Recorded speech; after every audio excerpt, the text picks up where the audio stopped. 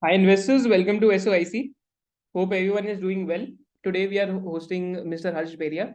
So Harsh is a value investor. You can follow his thread on Value Picker as well. So he has a very detailed thread on Value Picker, which goes through multiple businesses, multiple case studies, and it's a delight to read in itself because you just try to see how actually my real value investing or fundamental investing happens. You can he has a, like on that thread, it's 4 years old almost, right, Harsh? Or the thread is even Yeah, 5 years old three now? and a half years, 4 years old. Yeah.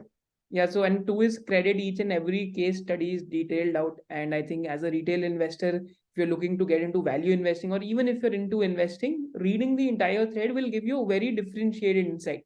Apart from that, career-wise, I think Harsh is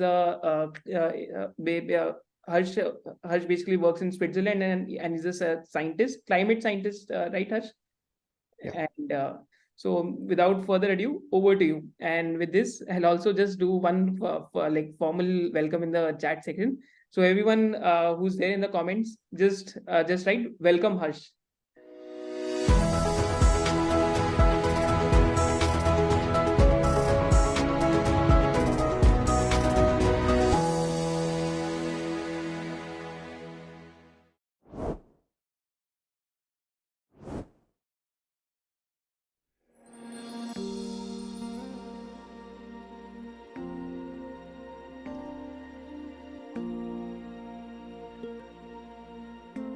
Great. So thanks for the introduction, Ishmael. I'll also maybe introduce a little bit about my non-finance background. So I'm someone who comes from an engineering background. After engineering, I did my PhD, and now I work as a scientist at ETH Zurich, which is a university in Zurich. And my background is more in trying to understand impacts of climate change on water resources. So the title of this presentation, what I've tried to make is investment musings of a water scientist. So I bring a perspective which is I don't have any formal finance training, and whatever I have done, it's largely through open media, trying to learn a lot of things over a period of time. I've been active since 2016, 2017 timeframe. As Ishmohit has suggested, Value Picker.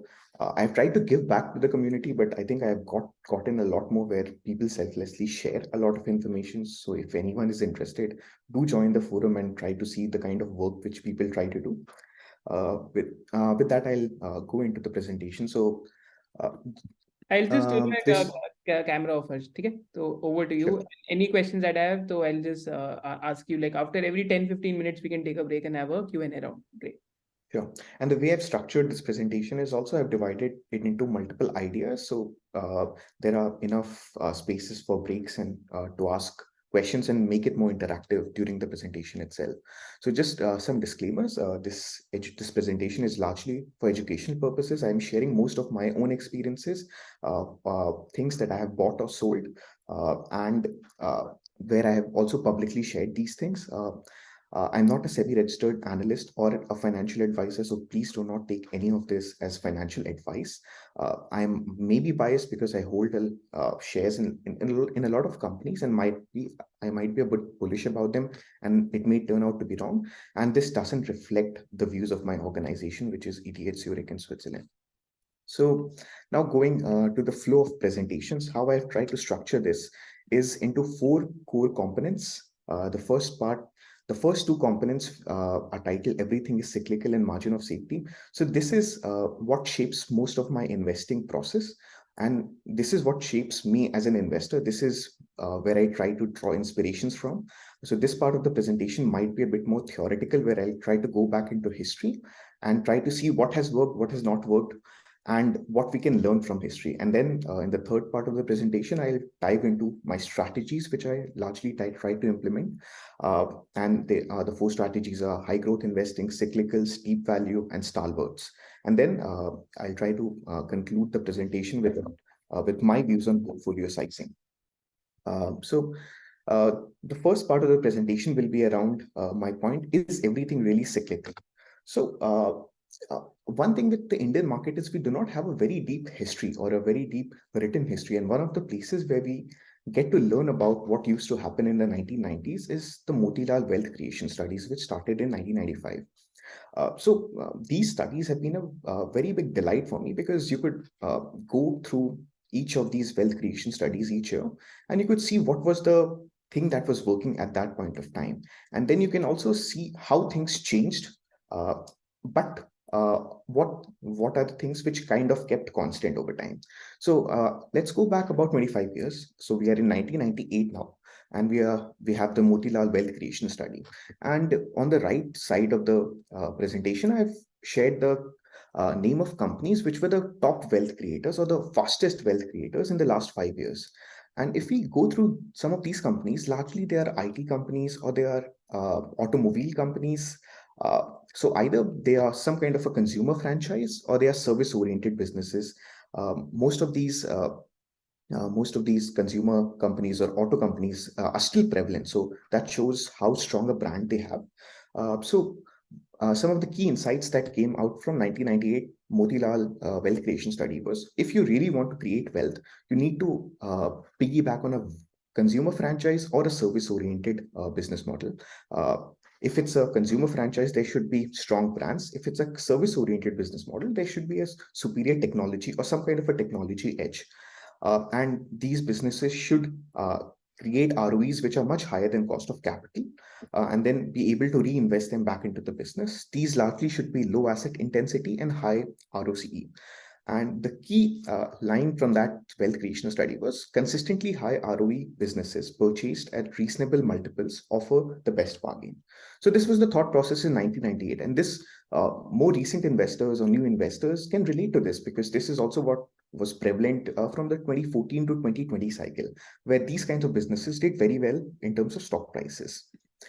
But if we are in 1998 and we know this as the framework, so what if we follow this framework and what happens in the subsequent 10 years? So now we have fast forwarded to 2008. And now we are looking at the top 10 fastest wealth creators. So here now we are all of a sudden seeing names such as Unitech, MMTC, Financial Tech, BF Utilities, Godrej Industries, REI Agro. None of these are asset light business models.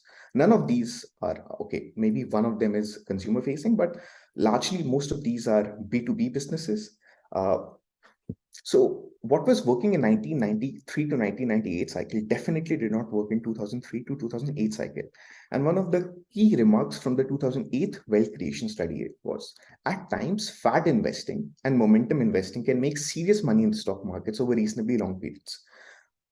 My thought process over this has been, so what was working in 1998 was not fad or momentum investing, but what was happening in 2003 to 2008 was fad or momentum investing. How can someone really come to that judgment, especially because of the stock price movement that got generated? So here we have price CAGRs, so stock price CAGRs. So these are not absolute stock price returns. The absolute stock price returns is what I've highlighted.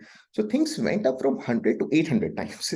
So one can create serious amount of money if they are invested even in a couple of these opportunities. And most of this stock price growth was actually supported by profit growth. So profits for most of these companies grew at 50 to about 200% CAGR.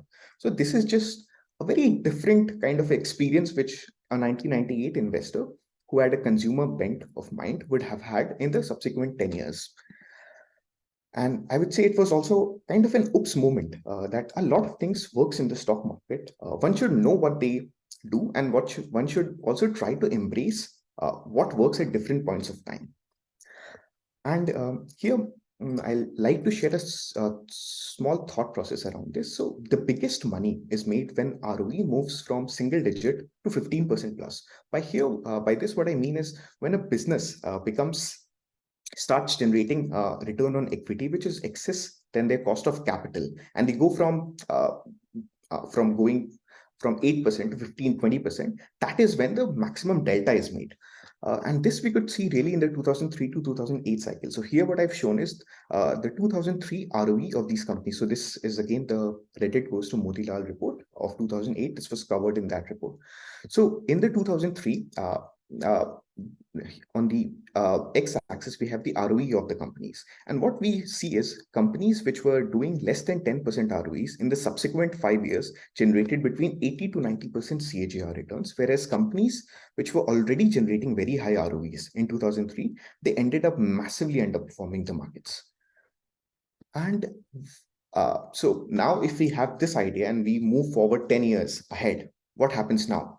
So now we are in 2017 and things again completely reversed. So the companies which were working in 2003 to 2008 cycle, these companies ended up being the biggest wealth destroyers for the next 10 years. And this is, I guess, a lot of us have had our first experiences in the stock market, because maybe a lot of the audience would also be a bit young over here. So we went from 1990s, where consumer companies and IT companies were fancy. Then we went into a market landscape where real estate, EPC, and asset-heavy businesses started garnering huge attention and market cap. And then things again reverted. And then we again had these asset-light business models or consumer franchises, which started doing quite well. And if you have been following the market since 2022, it has again inverted. So these consumer companies are no longer working. It's again, we are back to PSUs or asset-heavy businesses, mining businesses, capital goods companies. The key message I want to convey with this is the idea of mean reversion. What goes up must come down if you look over a longer period of time, because trees don't grow to the sky and nothing grows to the sky. So this is my first thoughts. So this is the first part of the presentation where I'm trying to capture the thought on mean reversion.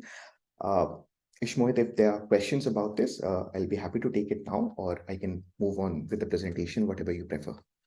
I think you can move on with the presentation because this is just the beginning, and I think cyclicality is something that is extremely important to understand, that you really basically काफी अच्छे से आपने बताया. So let's move ahead. Yes. Perfect. So the next idea that has shaped my investing journey is the idea of margin of safety. So this is not a new idea. The core idea is you should try to buy businesses when they are trading relatively cheap to their current earnings stream. And then whatever upside you have, you keep it for yourself. But the idea behind margin of safety is to cap your downside. So here we are going back to the Motilal report. So this is the 2003 Motilal wealth creation study. And here they had shown Sensex price to earnings chart since 1979. So this is one of the unique charts. I've not found price to earnings charts going back to 1980. And what we see over here is there's been a very consistent trend that every few years market came down to about 12, 13 time earnings. And there was this huge bull market which happened in 1989 to 1991, where the price to earnings just shot up from about 14 times starting to about 70 times. So this was the time when Harshad Mehta was very active in the stock market, and it ended up garnering huge attention from retail public. And we can imagine why that was the case. There was a 5x re-rating for 14 times earnings to about 70 time earnings. And all of this happened in a period of 2 to 3 years. So this was like the mother of all bull markets. But then what happened subsequently with this is, so why should we actually even care about price to earnings or margin of safety? So let's assume that we were in 1991-92, India was liberalizing. So this was the first time India was opening up to foreign investments. There was a sense of euphoria around these things, that now we'll open up, we'll integrate with global supply chains.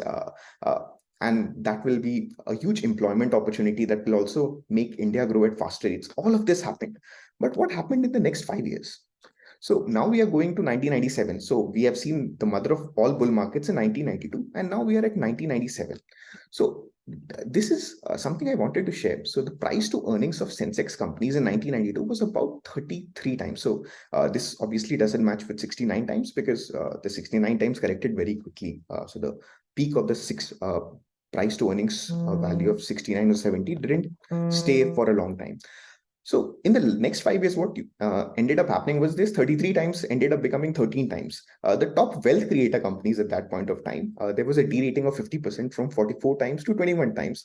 And for the wealth diluters, there was even a bigger derating from 30 to 8 times earnings. So there was a 50 to 70% earnings cut. And this was the time when India was actually growing very fast. So some of these wealth creation companies, what you can see over here is they were compounding their earnings at 41% CAGR. And despite that very high earnings growth, you ended up halving your price to earnings, which highlights why margin of safety is a very, very important concept, and not margin of safety in the business quality, not margin of safety in the future, margin of safety in the current price and the current business valuation relative to its current business size.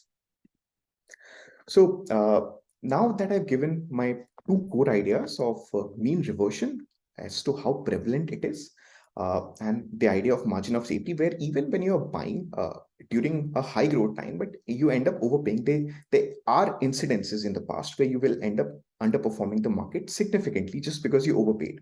And it's very hard to be consistently in the highest growth companies across time. That is a very hard thing to do systematically.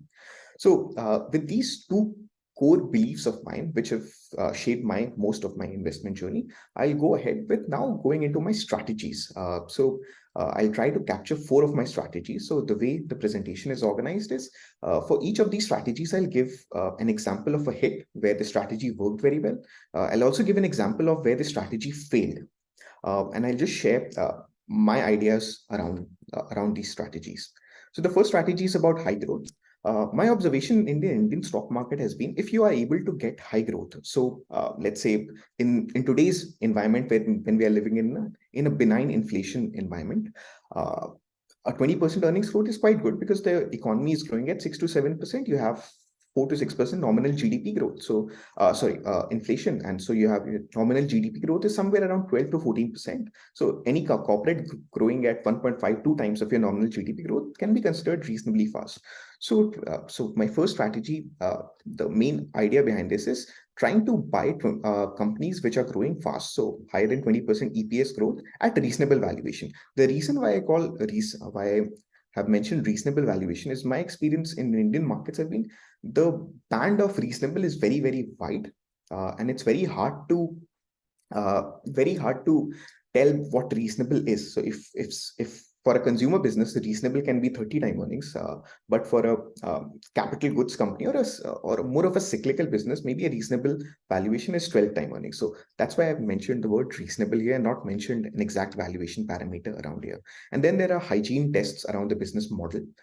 So for me, a very important part is around trying to understand the business quality. And I define business quality in terms of the returns on capital employed that the business creates and the kind of free cash flow a business creates. And I consider a high quality business is something where over the past 10 years, at least for 7 years, the ROCEs were greater than 20% and the company or the business generated positive free cash flow. If they couldn't generate this exactly, but the ROCEs were still above cost of capital, then I consider that as a medium quality business. And if over a cycle, a company doesn't create ROEs which are higher than the cost of capital, which so around 12-13%, then it's probably a low quality business. Largely, I try to focus on high quality businesses and medium quality businesses. Try to capture them or try to catch them when they are going through a fast growth phase. A lot of times, this fast growth phase lasts for only a period of 2 to 4 years. So there is obviously churn in the strategy. And here now I'll start taking name of examples. So the first example that I'm sharing is of Divis Lab. Please note that I do not have current investments and I have not traded in shares of Divis in the last 30 days. I first got interested in Divis around 2019 timeframe, early 2019. So that was the time they were doing a lot of capex because they were expecting demand, and US generic cycle was coming out of a very bad time in 2017, 2018 when the US generic market prices had completely collapsed, and a lot of companies were making losses at that point of time. And at that point of time, Divis was putting up a large capex. So Divis is the kind of management which is generally quite conservative with their capex commitments, and they only do capex when they have clear visibility of demand. And at that point of time, they also were coming out from an US FDA issue, so the valuations were not very cheap. So I was buying at about 49-50 time earnings, which is quite high. But at that point of time, earnings were a bit depressed because of the US FDA problems which they had went through. And there was also additional depreciation costs kicking in because the new capacity was coming in, but commercial supplies hadn't started. So this was my first entry somewhere around 2019 timeframe. I also averaged I bought more shares around COVID when the price to earnings became much more reasonable at about 30 times. And then I ended up selling around June or July 2020 timeframe. At that point, again, the price to earnings was largely similar to what I had bought at 50-55 times.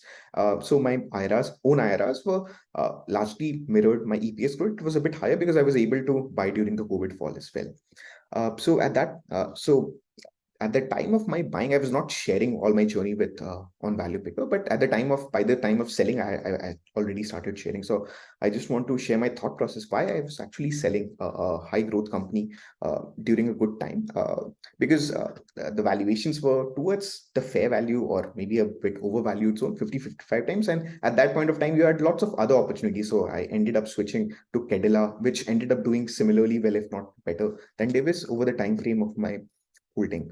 The second example I want to give is of a more recent example. So about 2 years back, I was buying in October 2021 a company called Aegis Logistics. So they run these LPG terminals at different ports in India, and this has been a very fast growing company for a very long period of time. So they have been growing EPS at 22 to 25% for the last 15 years, and this is a management which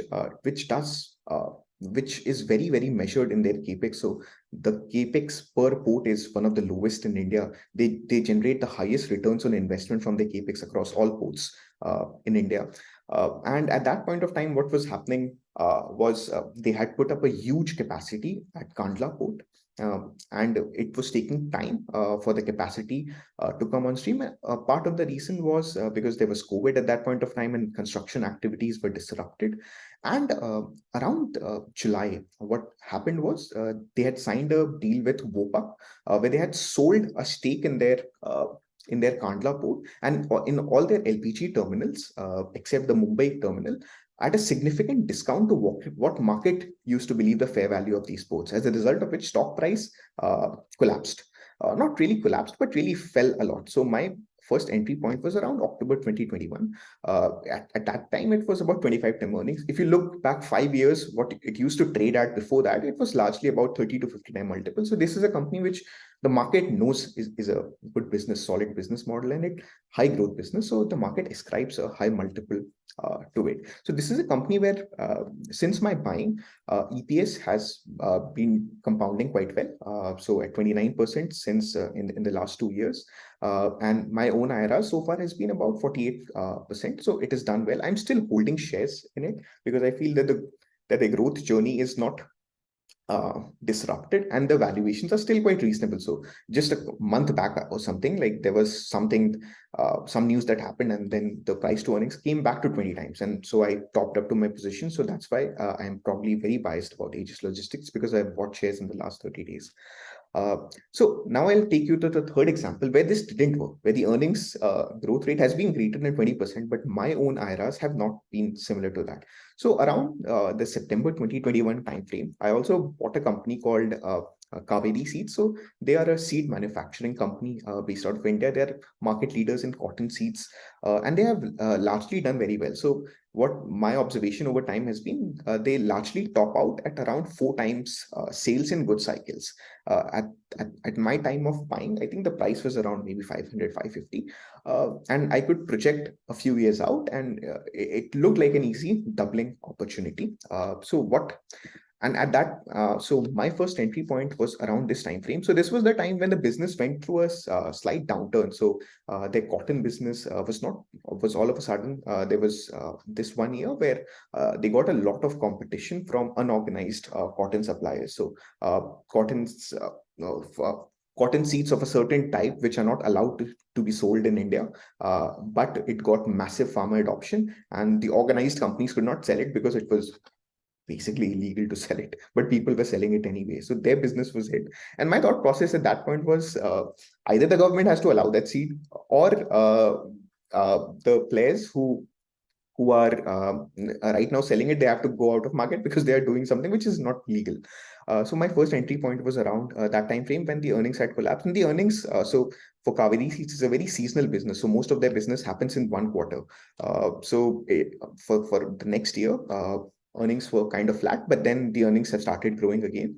And so far, the EPS since my first buying has been compounding at 21%, but my own IRRs have been significantly lower than EPS compounding.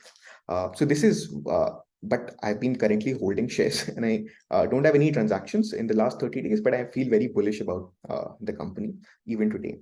So this is one place where even though what I bought, the logic was reasonably correct. I bought at a reasonable price. Earnings have kept compounding at more than 20%, but my own IRRs have suffered. So it doesn't mean that just because you're buying a high growth company, you would always do very well. So this is an example where this so far hasn't worked. So now I'll delve into the next strategy, which is around mean reversion. I don't know if there are so far any questions or feedback or comments about what I presented, or I should just keep moving ahead. Great, great. So Harsh, like just a couple of questions before we go forward. So, Harsh, how important is so we do a discounted cash flows, right? And discounted cash flows maybe usually say that terminal value is like 55 to 60% of a company's intrinsic value. So there is this there's this confusion which I also go through, is that sometimes I'm looking at a business which at a multiple wise, it's cheap. It's at 3, 4p, 5, 6p, something like a lubricant business or something. Basically, recently, जो newspaper business का example था. Terminal value wise, it's difficult to imagine those businesses 5, 10 years out, right? But near term, you think यार ये 4-5 p पे या 6, 7 p पे. So how are you able to basically bridge this confusion between the two? Is it like allocation, or how do you basically think about it? So my own thought process over this has been, there's no doubt that most of companies' value lies on terminal value if the valuation is more than 20 times, because very few companies deliver 20 time earnings cumulatively over the next 10 years of your holding. So it's likely that you're paying up for terminal value. My thought process over this has been, or my observation of the stock market has been, if there is near-term growth, that often oversees or supersedes any terminal value assumptions. What I've actually observed is a company which has been growing fast for the last 2-3 years, they end up getting most of the high valuations, and it's not really related to the terminal value per se. We might want to hold our stocks considering that the terminal value of this business is so, but nobody really knows the terminal value. Is what my observation is, and largely people extrapolate near-term earnings to terminal value, and this is a very flawed assumption. So in my own portfolio, my observation has been some of the biggest wealth creators have been where I have bought things very cheap, so about 3 to 5 time earnings, and the earnings then compounded at 40% CAGR for the next 3 years, or the earnings ended up tripling, and all of a sudden the stock price moved up a lot. And then when stock price moves up, then people need to find ways to hold their stocks, and that's where all this discussion about terminal value. But if value was so important, then the valuation band should not be so big. Like just for Sensex, this valuation band has been between 9 time earnings to about 65 or 70 time earnings. There is no way that terminal value can fluctuate that much. So I feel it's near-term earnings and euphoria which drives earnings, which drives multiples, and then we want to ascribe it to terminal value. But I do not think it's really terminal value which people look at, because there is no way, or how will you even judge yourself if you were right in your judgment about terminal value? You would have to live through for 30 years with that only investment to see if your thesis was right. Right. Actually, this observation comes from a very interesting conversation which I had with one of the guys who works at a mutual fund. So there was this business which has like 65% of the business coming from ICE. So 65-70% business ICE vehicles se aate hain, and I think more than 70% ही होगा. And he was pitching this idea to the investment committee. And investment committee themselves ended up rejecting the idea क्योंकि बोल गए यार terminal value risk है इसमें. So this I think business name is Sharda Motors, जो exhaust बनाता है. I think 70% से भी ज़्यादा उसका उसी type of business से आता है. And these days the business is doing extremely well because the near term like earnings trigger are extremely good. So that is why basically that type of conversation keeps coming up with people who practice value investing and who just look at just look at business quality to take a judgment. So it was an interesting example from there.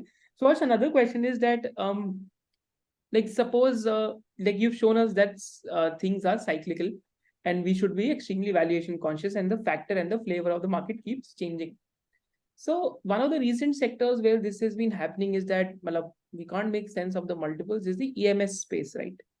Is that something is at 150p, something is at 130p, and the storification is also at the peak. That Make in India ka concept hai, like we'll start replacing the imports on electronics.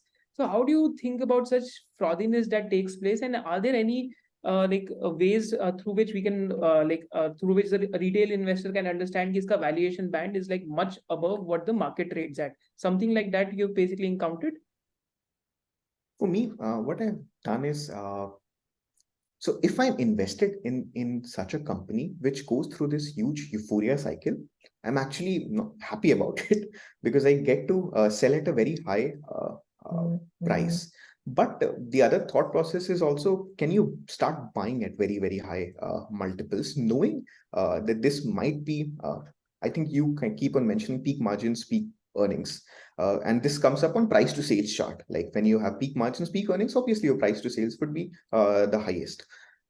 This keeps on happening. My framework around this is, if I'm lucky enough to even capture one of these in my portfolio, which I had bought maybe some time ago, then I largely try to hang on to this unless there are better opportunities. My observation over a period of time has been high multiples do not really guarantee high returns. Like high multiples, high starting multiples are actually very inversely correlated with returns. So I think, and this keeps on happening. So if you go back to 2015, 2016 timeframe, a lot of these companies like Symphony, they used to trade at 90, 100, 120 times. And if you look now, it's 8 years since then, Symphony stock price is one third of its stock price. Then business has not performed at all. Uh, so anyone who was hanging on to it, and Symphony, I think, is still a reasonably good brand. It's run by very, very good promoters, very cash flow focused guys, very good business model, but nobody really made money out of it. Similarly, so what I try to do is, okay, there can always be one or two companies which defy this. But then the hit ratio really goes down. So if your hit ratio is 20% and your upside is, let's say, maybe 20%, then why are you even playing that game? On the contrary, I would like to play a game where the hit ratio is maybe 60, 70%, and the upside capture is maybe 30% CAGR. And that is a game where favorable outcomes are much, much more likely. So I would just like to invert the game I'm playing. And the good thing with Indian stock market is it's so deep that you have so many businesses and interesting things are happening in so many businesses that you can, but that's largely my thought process over this. The only place where I've seen this not working is in FMCG companies. For some reason, they only go through time correction. They don't go through very big price corrections. So even for that matter, Symphony, like if you look at it, it's not that it just crashed. It just hung on to a trading brand of, let's say, 800 to 1400 for a 8-year time frame. That is what happened. If this was ascribed as a cyclical company or let's say a mining company, I'm very sure that this company would have been down 90%. The kind of numbers they have delivered. And this also brings me back to my point on terminal value assessment.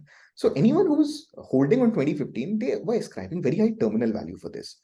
Well, forget terminal value. The earnings in 2015 has not been sustainable. Forget about terminal value assessment, and that also tells how hard it is to really do terminal value investing. I don't know if there's, for me, investing is very simple. You either find value in current prices, or you find value in growth, or you find some kind of special situation where you know a near-term trigger.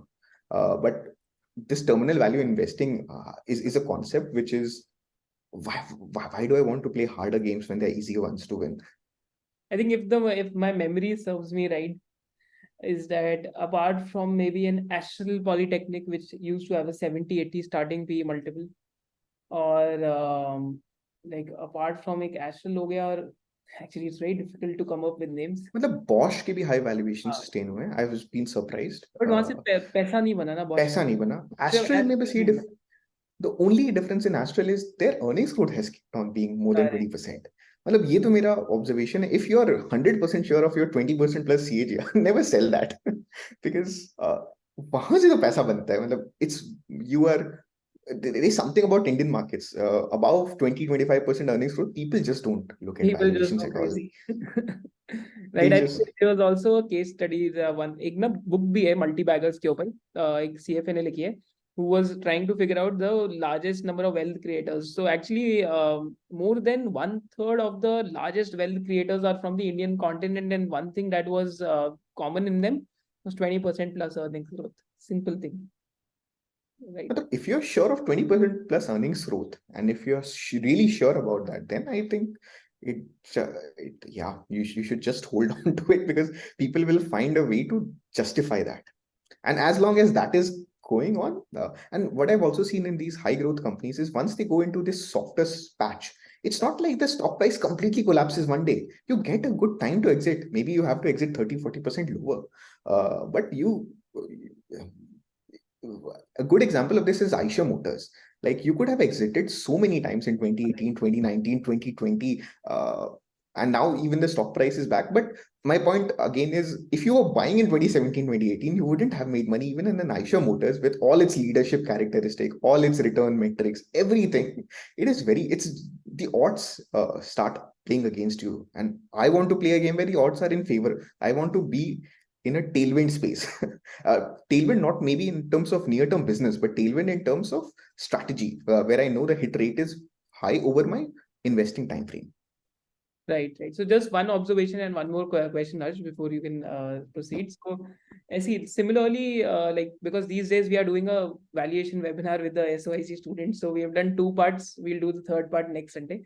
So we were doing this case study that had someone bought Infosys at peak of the dot-com bubble at 120p. So there are 2, 3 interesting case studies over there. They wouldn't have made any money for the next 7 years. And similarly, had one bought Nvidia, Amazon, Microsoft, which are like 3 of the 4 $1 trillion outcomes which have happened in the world between 2000 to 2023. Had one bought right at the euphoric peak of 2000, because see, even sales growth is cyclical. This is something which folks don't understand. Margins to cyclical hai, profitability be cyclical hai, but some of the business, even sales growth are cyclical.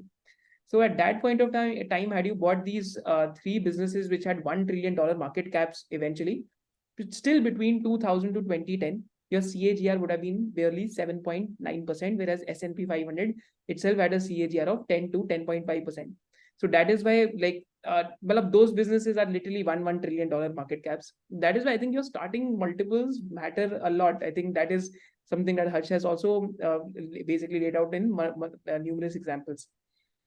So Harsh, one of the last questions before you proceed is that we've seen that the factors keep changing, right?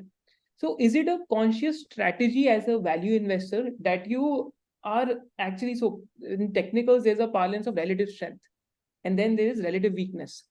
So as a value investor, are you like consciously going to look out for those factors which have been beaten out, because you can pick your spots over there? Because एक तो something like what happens अगर 20 FY 22 में earnings खराब हो गई किसी company की, there's massive degrowth, so then there's a favorable basically there's a favorable like previous year which can play out in FY 23 or 24 whenever the tailwinds come back. Is it something that you do? So to understand your question, can you just say the last part of it, because I don't think I completely understood the question. Basically, So your question was largely it's in terms of switching to companies or sectors which are working right now, or right. trying to switch to sectors which are working where the earnings momentum is there. No. Question was that like in on your VP thread is we've like I particularly noticed this trend. You went really high in terms of pharma allocation when pharma was getting bombed out, right? Basically, there was a lot of correction in Okay, yeah. pharma. That is the time you went to that sector and you tried to pick those stocks कि अभी पता है यहाँ पे weakness है, it's temporary weakness है, but because अच्छा base set हो रहा है for the next financial year, because suppose if Q1 of FY 22 had very weak earnings, so there's a favorable base for Q1 of FY 23, right? Correct. So is it something that you consciously do as a value investor? Yeah. So ideally, so this chart actually shows this very well, that I actually started buying Kaveri seeds when the earnings had collapsed. Because my thought process was, यार ये तो वापस आएगा. मतलब I tried to understand the reasons. I had been tracking the company for 5 years, and I knew what the management was like and what the business structure is like. So I was reasonably sure that maybe आज नहीं हो, लेकिन at some point they'll come back. And that some point I define as 3 to 5 years. मतलब if my thought process is कि अगर 5 साल में भी नहीं हुआ, then it kind of, I'm not that patient right now. Maybe when I'll have big misses, I'll be starting to be more patient. But the idea is, yeah, the favorable base really helps you. So if if we go 2 years ahead and the earnings keep on growing, and then we do not see these big bar charts, and most people would see a 5-year chart, which will start from here, they would see that this is a very secular growth company, which it is not. It goes through its cycles. So yeah, these base resets really help you. It lowers your hurdle um, quite a lot, and it can be sometimes what the best combination is that the earnings gets cut and the price to earnings also get cut. That is the best combination. Like then you get a very low valuation on a very low earnings base, which might be an anomaly. So as a result of that, then you end up having positioning yourself towards a better outcome. So this is something I also do. One thing I haven't shared so much on VP that clearly is another thing which I'm trying to implement is what I've realized over a period of time is you make money largely when the business is doing well. It doesn't always have to be the case, but it largely corresponds when the business is doing well. So in a business upcycle, when you can, if you track a sector well enough and you see that a lot of businesses have started doing well, then another framework that I've tried to incorporate is you can always go to smaller companies which react to these business changes a bit slower. So sometimes you'll see that the market leader has already started reporting good numbers and their commentary has changed. So obviously the smaller guy will also get benefited. Maybe the market leader gets benefited for the first time. So another thing which I'm trying to incorporate is what I call is deep value in breakout. So if your stock is very cheap and there's a breakout on the business, then that becomes like that becomes like very high. That can potentially become a very high IRR thing where you end up multiplying your money, but in very quick period of time, and you do not have to go through this, this pain phase where nothing is really happening and you are kind of questioning your judgment about it. So momentum or business momentum breakout in deep value is something I have observed works very, very well, especially in Indian context. One of my friends who's super investor, he also says that no force on earth can stop a value stock which has entered business momentum. Yeah, I 100% agree to that. Great. So let's proceed with it, Harsh. I'll just turn my camera off. So the next strategy which I'll talk about is mean reversion. This is something which I've shared more often on ValuePick. So here the main idea behind this strategy is both business and valuations go through regular boom and bust cycles. Sometimes business and valuation cycles move together, sometimes they do not. And it's much more prevalent than what we might think.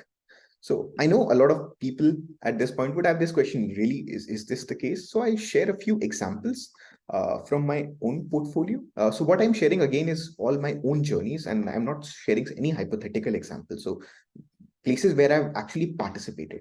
So this is, we are now back in COVID time. So we are in April 2020.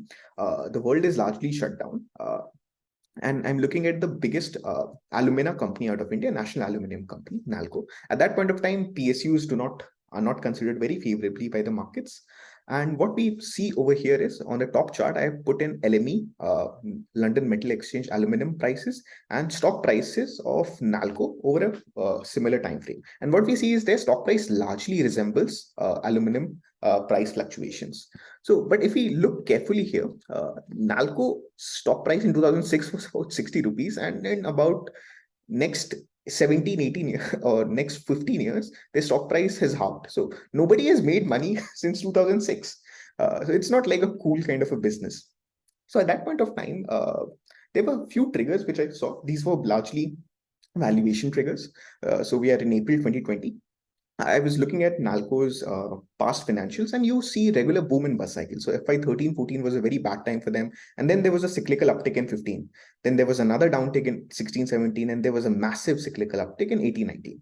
And another thing which you observe over here in NALCO is in a good time, they get price to sales of about 2 times, and it goes below 1 times during bad macro environment.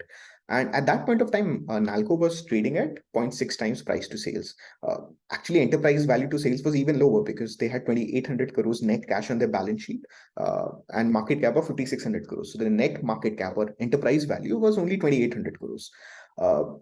So at that point of time, valuations were reflecting fewer vague future prospects. But my thought process was in the next 3-4 years, we should go through one upcycle of aluminum. And what my observation in the past was, whenever there's an aluminum upcycle, the price to sales of Nalco goes up to about 2 times. And I just made some simple projection saying, if aluminum prices is this much, what would the sales be? And it came around 12,000 crores. So the potential market cap was about 24,000 crores. So share price of 128, where the current share price was 30%, was 30 rupees. So there was almost a 4x opportunity. And this is a PSU. So, and a debt-free PSU. A good thing being a PSU is the government mandates you to pay very good dividends. So you also get a good dividend yield on a debt-free company. So basically my first entry point was somewhere around here. And then I exited in the next, let's say, 1.5, 2 years at about 90 rupees. The weird part of Nalco was the projection. My projections worked so well that they actually topped out at 128 rupees. And in my notes, I had exactly mentioned 128 rupees. So it was also a bit funny to me that sometimes things can work too well. So the reason of my exit at 90 rupees was, so over my holding period, the EPS compounded at very high rates. My IRRs were also quite decent.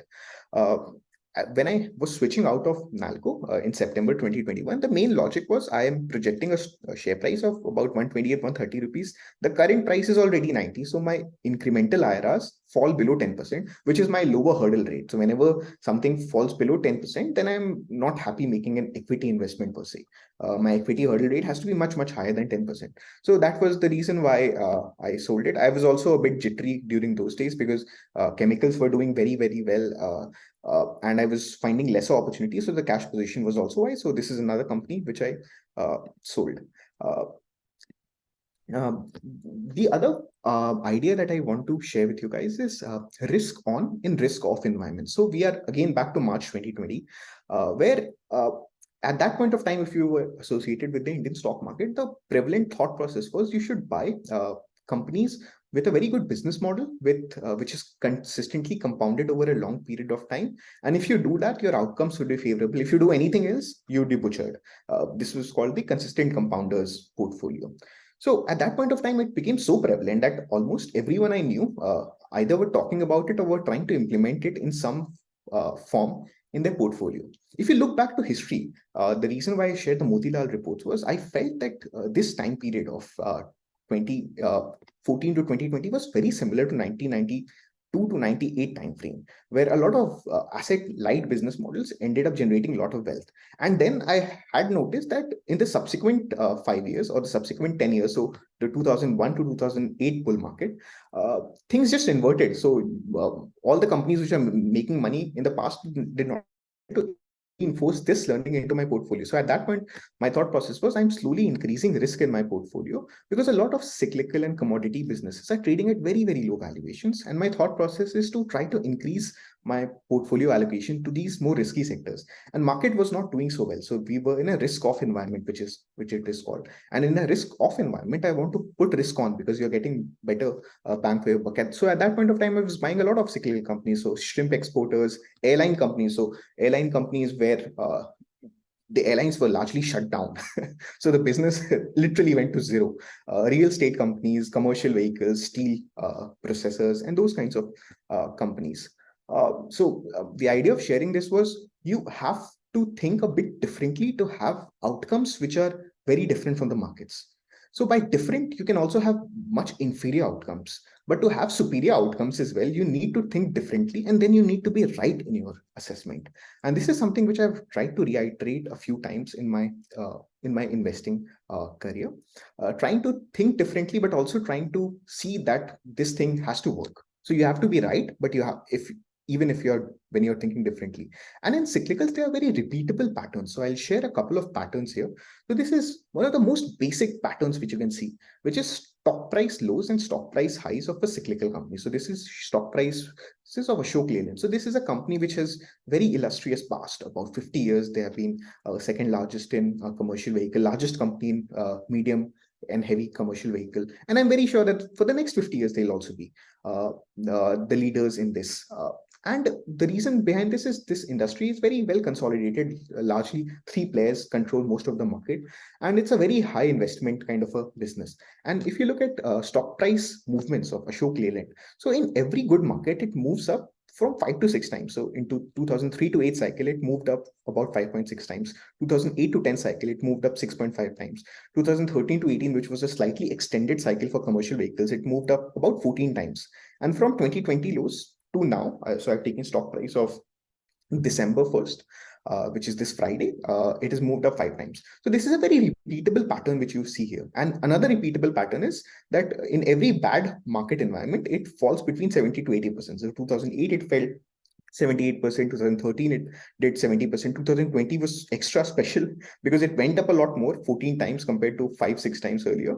It also went down 80%, and now it's up 5%. Another stock price is that of Time Technoplast. So they are market leaders in polymer drums in India and globally. So they have a very good market share. It's kind of a decent business model, not the best business model out there, but quite decent, run by capable people. And if you see in bad markets, they fall somewhere between 85 to 90%. But then in good markets, you can easily generate 10x returns. So one of the idea to generate a 10x or a multi-bagger is you buy things which are down more than 90%, but you are reasonably sure that the asset has value and this value will be realized in terms of cash flow that the business generates. So anything which falls from 100 to 10, if it goes back to 100, then you are basically 10xing your money. And I feel this is a much more repeatable thing, which maybe other people can also try, where things which are well known and well covered, and you have a long history to study. If you buy things which are 80-90% below their peak prices and you're sure that the business will go back to its peak, then obviously your stock price should follow either with a lag or with a lead. So you can generate 5 to 10x returns simply by observing this pattern. So just as a disclaimer, I'm holding shares in both Ashok Leyland and Time Technoplast. I don't have any transactions in the last 30 days.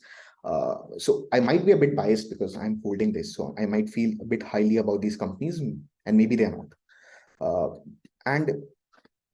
about cyclicals, I'll also now share an example where this didn't work out. So in March 2020, I gave a lot of examples for that time frame. There was another company which I was buying, which is called Avanti Feeds. They make shrimp feeds and they are market leaders in India.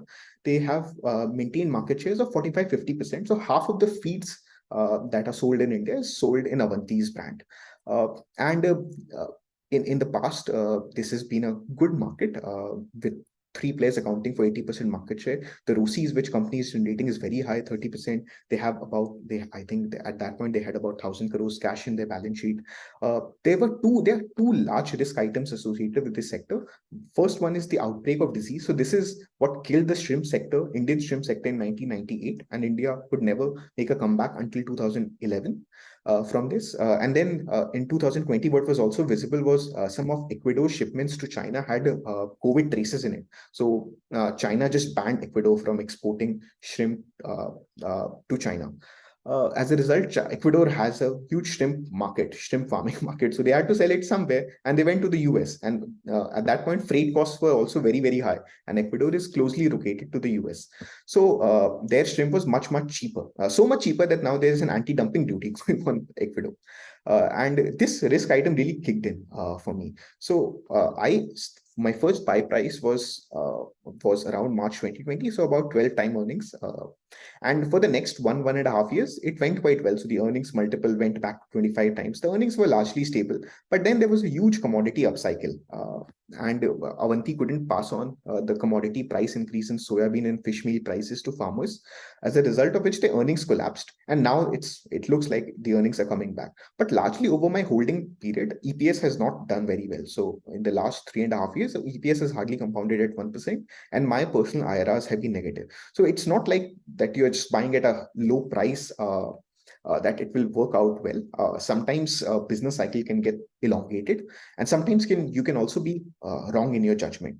That being said, I'm still holding Avanti, and I actually have bought shares in the last 30 days because there are some very positive developments happening in the Indian shrimp sector, and I feel very bullish about it, or I've been feeling bullish about it more recently. So maybe I'm also a bit biased. So keep this in your mind. And obviously, these are not stock advices or stock tips. So this is a place where the idea didn't work. I bought at a low price. I bought at a good time. It did well for the next 1.5 years. But now, after 3.5 years, I've not really made money on this. So as with any strategy, there are also hits and there are misses with this strategy. The next strategy I'll go into is deep value. So this is something originally adapted from Ben Graham's net stock strategy idea, which is, I feel, where fundamental investing really started globally. So I try to have four broad buckets in my deep value strategy. So if a company is generating dividend yields of about 8%, and these have to be sustainable, not due to a one-time thing that I sold a factory or a land and I got a huge cash flow and I gave it back to my shareholder. That is one time. But if my dividend payout is 40-50% and still my dividend yield is 8%, so companies like PFC, for example, they have been trading at 10% dividend yield for a long time. Recently, stock price has moved up, so dividend yield has come down. The second idea is of nets, which is directly taken from Ben Graham's book, where the idea is if you have the net working capital and if the market cap is less than 2/3 of the net working capital, then it's so cheap that no matter who is running the business, what's the business about, you'll end up making money. So I've had successes in this as well. So companies like Unichem in 2020 fell in this criteria. I think at 80 rupees, it became a net in 2020. And then the third and fourth idea, which is more adapted for the Indian markets, which I've developed myself, is if your cyclically adjusted ROCE over a business cycle is more than 20% and your price to book value is less than 1x, then what the market is saying is this business doesn't create excess returns, whereas historically it has generated. So this becomes a deep value kind of an opportunity. And the other kind of opportunity is if your business is fair quality, so 12 to 18% ROE over a business cycle, and if it's available at less than half times its book, then I also ascribe it as a deep value investment. So now I'll share some examples of where this idea worked. So the first one was Atul Auto. So now we are going into May 2021. We had the second wave of COVID, which was very, very unfortunate. But at that point of time, Atul Auto's business was really hit in a big way. And at that point of time, I was also buying a lot of these deep value investment because this second wave of COVID, a lot of people didn't know what will happen to business. So I ended up buying Time Technoplast also at that point of time, Atul Auto at that point of time. This business, Atul Auto, has generated more than 30% ROCEs in the past, and it was available at about 1.3 times book. My idea at that point was this business is a good business. It's just been hit temporarily because of a macro factor, which is outside company's control. And once the macro factor goes away, the business should come back, and so the multiple should also come back. So basically, I was buying somewhere around this time frame, and the next year they ended up making an even bigger loss because COVID second wave hit them very hard. But now it seems that the business has started reviving. So my first buy price was around this 1.3 times book, but it didn't do anything for about 1.5 years. And then I ended up selling at about at 2.53 times book.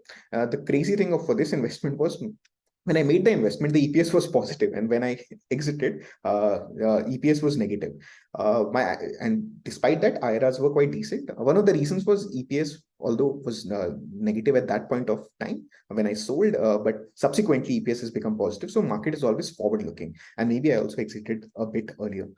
So this is one example. The second example is of Shimaru, where the trade so far hasn't worked out. So in October 2021, I added Shimaru as a deep value position because both the business and valuations were showing signs of recovery. So if you look at COVID, they had reported huge losses during COVID. And the business was undergoing a pivot where they were going from a B2B business to a B2C business. And this pivot is always very, very, it's very demanding on your fundamentals because you have to invest a lot more in a B2C business. And this was the first quarter where they actually had shown profits. So the trailing 12-month EPS became positive, and this is when I entered at that point of time. So after that entry, EPS has compounded at about 107%, but my own IRRs have been hardly 10%. So sometimes you can do everything and still market would not appreciate it. I'm currently holding shares in Shimaru, so I'm obviously bullish about it. I have not had any transaction, but this is an example where this hasn't worked out, where the EPS compounding has been really, really high, but my own IRRs have been, not much to talk about. And the final strategy that I want to talk about is stalwart investing. So this is another very replicable kind of investing framework which I use, easy to implement. So this works on largely large companies with a very long track record, companies like HDFC Bank, L&T, ITC, those kinds of things. The main idea is you look at 3 to 5 year blocks of time and look at how earnings have been growing for these kinds of companies. You make an assessment if these earnings growth are sustainable and how much will the next 3 to 5 year earnings growth look like. Look at the valuation band a company has largely traded in, and try to see if you bought at the lower end of the band and sold at the higher end of the band, what would the re-rating factor be, and what would the IRRs, your own IRRs be? So here the IRRs would be whatever re-rating you had plus whatever EPS growth happened in that time frame. So here I've talked a lot about price to earnings, price to book. Now I look at the third idea which I use quite often is that of dividend yield. So I have shown L&T's dividend yield. So all of this is adjusted for the current stock price.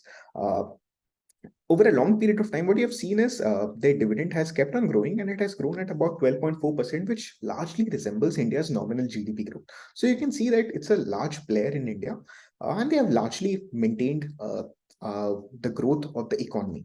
There have been phases of fast growth, there have been phases of slow growth, but over a longer period of time, their dividend growth has been 12%. Another thing which I've observed is every few years you can buy an L&T at a dividend yield of greater than 1.5%. And you get these opportunities quite often. Just to give some context, generally Nifty's dividend yield is about 1.3 to 1.4%. So if you buy L&T at 1.5% dividend yield, you get times historically when this has happened. So you have this opportunity in 11 to 13, 16, 17, again 19, 20, even in 2022, it went to 1.5% dividend yield. And then the idea for selling is you try to sell it when the dividend yield falls below 1%. And these opportunities have also been abundant in the past. So in the 2009 to 12 cycle, it was quite prevalent. Then again, 14, 15. Then it went through a phase where L&T didn't get very high multiples. This was also the time when capital goods was not doing so well and L&T's business was not growing so well. But more recently, it has again done well. So even though there would have been a little bit of a wait here, but the outcome has been quite satisfactory. And I think now L&T trades at more than 3,000 rupees. So much, much lower than 1% dividend yield. So this is a idea which is very simple. So companies with established track record where you do not really need any special insight. What you just need is behavioral, better behavior. You just try to see what a company trades at and try to play around that. So for this is an example for L&T. The other example I'll give for HDFC Bank. So historically, what you have seen is HDFC Bank in the 2008-9 financial crisis went below 20-time earnings, but for the next 10 years almost, it never reached 20-time earnings. It became reasonably valued in 2014. Then again, during COVID fall, it went below 20-time earnings. And then more recently, it is trading at its lowest ever valuation or close to lowest ever valuation. And every few years, you get an opportunity to exit at 25 to 30 times earnings. Obviously, in the last 1.5, 2 years, you wouldn't have that, but that is the opportunity. That is why the opportunity presents itself. Just as a disclosure, I have shares in HDFC Bank and I'm very bullish. So I have also bought shares. So I might be biased and incorrect in my judgment. Please do your own diligence. And this is not stock recommendation. This is just my observations on the stock. Another very special thing with HDFC Bank is this company was covered in the Motilal 2017 wealth creation study. So in that wealth creation study, they had highlighted a few groups which consistently make money in terms of share prices over a period of time. And what they had found was in their analysis framework, across all time periods, HDFC always featured in consistent wealth creating companies. So once this report came out, in the subsequent 5 to 6 years, HDFC group has lost its charm all of a sudden with the investors, although the business is still doing very well. But now, since the report came out, in subsequent 5, 6 years, it has not done very well. So this also tells us a lot that nobody really knows anything. So if a stock can do well for 20 years and then all of a sudden stop doing well, even when businesses keeps doing very well. So it's very, very hard to tell what a stock will do tomorrow.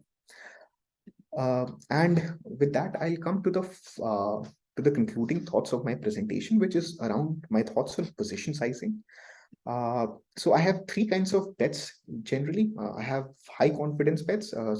These are the bets where I'm very clear that the downside is very, very low and my confidence in projections is very, very high. By projections, I mean my expected IRRs, my own confidence is very, very high.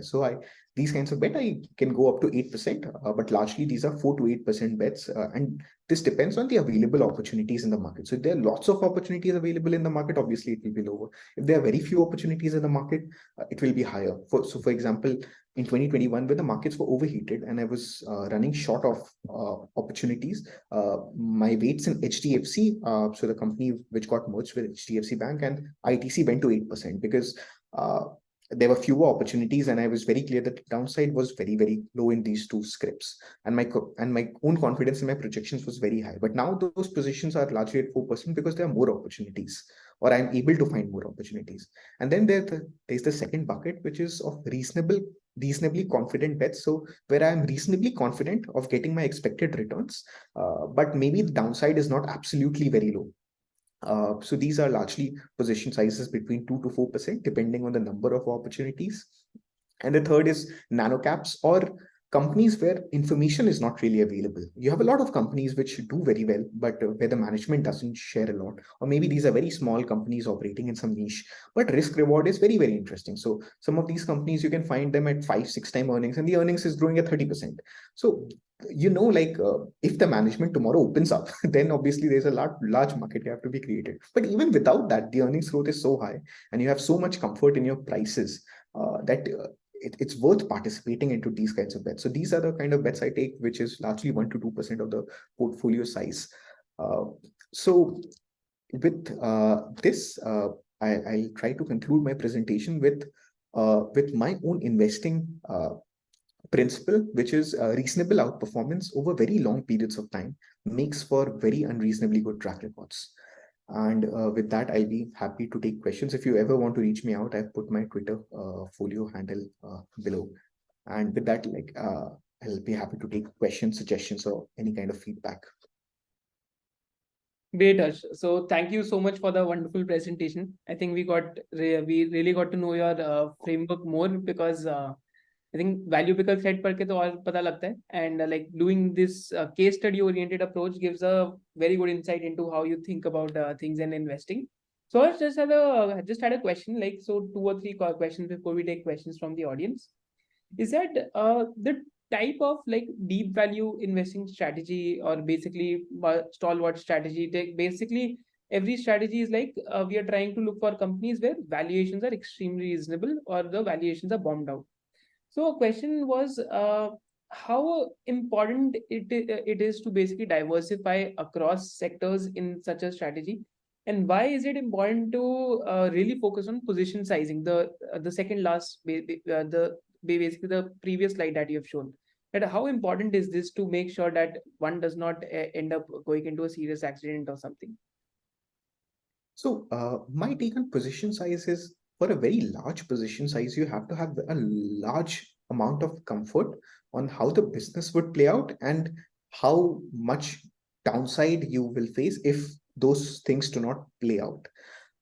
What my experience over a period of time has been, businesses go through up cycles, and most of the businesses go through 2 to 3 year up cycles. So these and there are very few businesses which go through up cycles which are consistent and last over 8, 10 or a longer time frame. And over a 2 to 3 year business up cycle, you will get most bullish on the company when it's closer to its cyclical high, and you won't be so bullish on the company when it's closer to its cyclical low. So a way I have seen position size actually playing out is, I have a much larger position size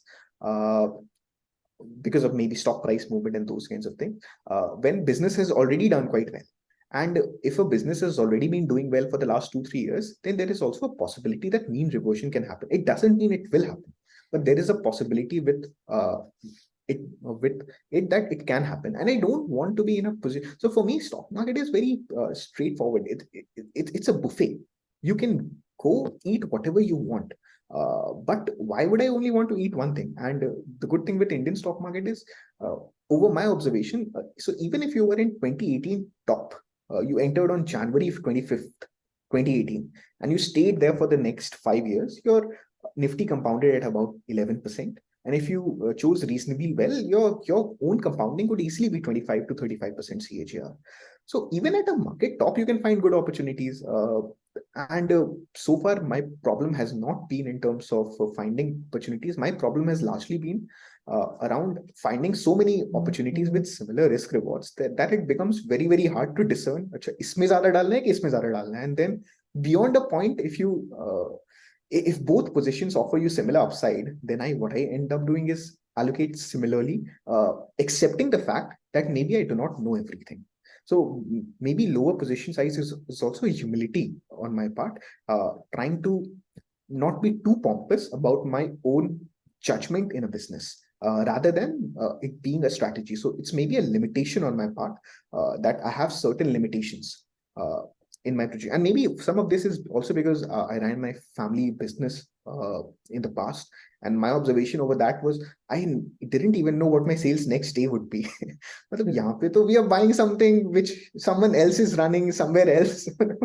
How can I be sure of that when I was not sure what I was running, where I had full control? Maybe it's a limitation on my part. That's a very wonderful answer. That like just acceptance of own humbleness to basically that reflects in position sizing. Wonderful answer, Harsh. So another one was that in some of the industries, Harsh, that we have seen is that number of variables are too large. Like there's so many variables at play.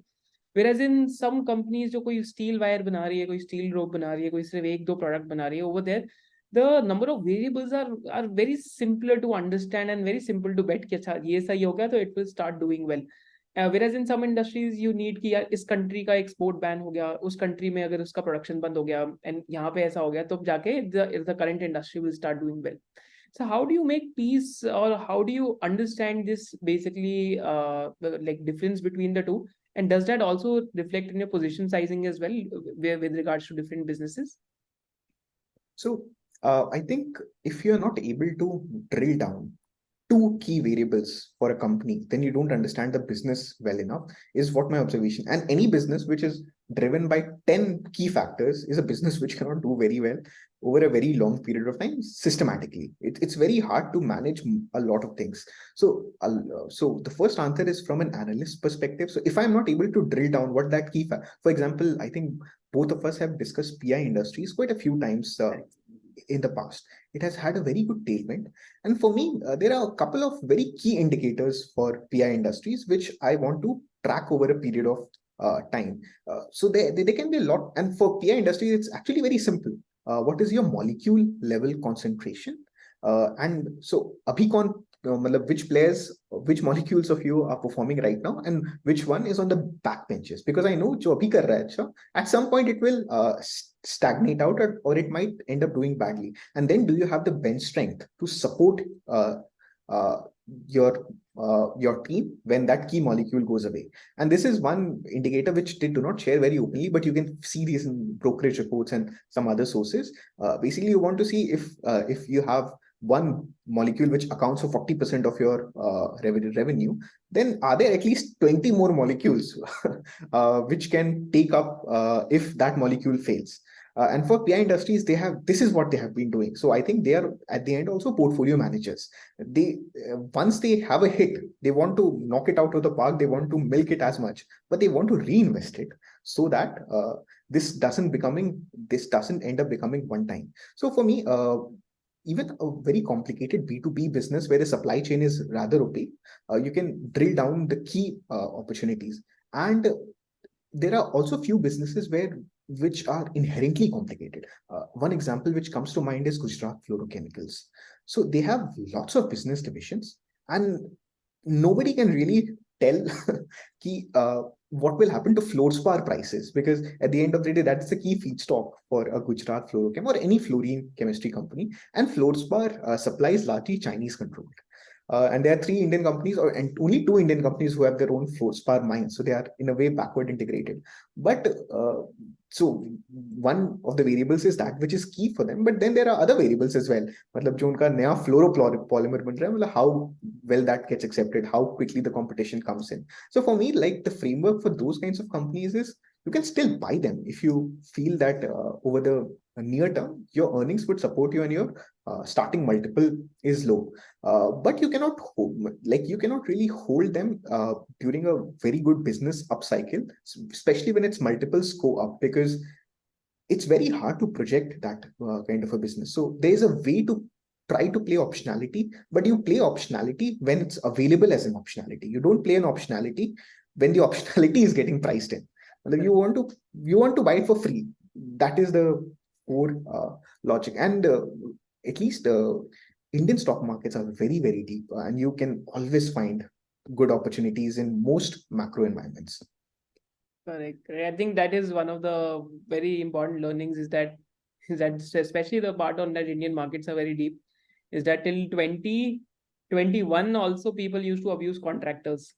Then all of a sudden, like companies like ITD Cementation comes, NCC comes, and then Larsen and Toubro starts doing well, and there's a turnaround in the performance of contractors. I think to a certain extent, even ROE, ROC, margin, sales growth, order books, most of the things are cyclical only, and understanding where you stand in the cycle is like really, really important. And as you've showcased Harsh, ki valuation bands ke through is one of the ways. Is there any other way that you also try to figure out ki how to figure out that where do we stand in the cycle, or just doing a simple temperature check, because we can't have a precision तो हो नहीं सकता इस चीज में, but any other particular method that you use? Yeah, so cyclicality comes from two main aspects. One is business cyclicality. The other one is valuation cyclicality. This is what I had mentioned here. Right. So valuation cyclicality is very easy to see because you have these valuation charts and you can look at them over long periods of time.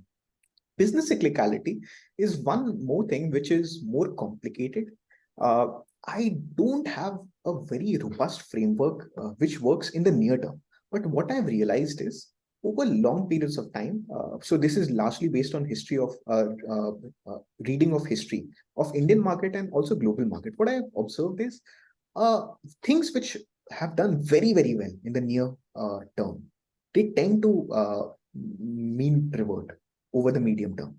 So if you're buying things which are very hot, so the ROEs are of the sector is such that you have never seen that happening before, then you are more likely towards the upper end of the cycle. There can always be a company which will do even well in a downturn. They'll always be a company. So this market is full of regrets. But you need to position yourself at key moments of time. For example, for me, a very key moment of time was 2020, when I was very, very clear that this consistent compounding bit, मतलब 10% earnings growth के लिए मैं नहीं दे रहा 70 time नहीं. मतलब if I tell my mother tomorrow that I am buying this 10 rupee note for this much money, and this 10 rupee note will only become 20 rupees in 5 years or no, maybe 7 years, मेरे को जूते से मारती, वो simple सी बात है. Right. मतलब तो that was very, very clear to me that, and also that's where you try to take inspiration from history. But the thing about business cycles is it is not very predictable per se. You can track the supply side and hope that the demand and supply side meets, because जब वो meet करता है तभी turn आती है cycles में. But वो exactly कब meet करेगा, and what I've seen is the last part of जब वो meet करने वाला होता है, just before that times are really, really bad. So turns always happen very abruptly. So for example, I showed aluminum Nalco thing. Nalco का turn September 2020 में आया था because I think Alcoa had a blast in one of its mine or something.